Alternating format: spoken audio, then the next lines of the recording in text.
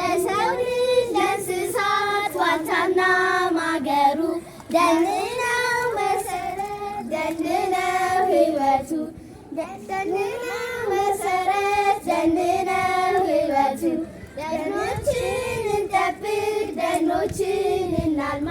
ዛሬ ነገ ሳንል ታጥቀን ለአንድ ዓላማ ደኖችን እንጠብቅ ደኖችን እናልማ ዛሬ ነገ ሳንል ታጥቀን ለአንድ ዓላማ እንዲፋጠንልን የደኑ ልማት መንከባከብና ውሃ ማጠጣት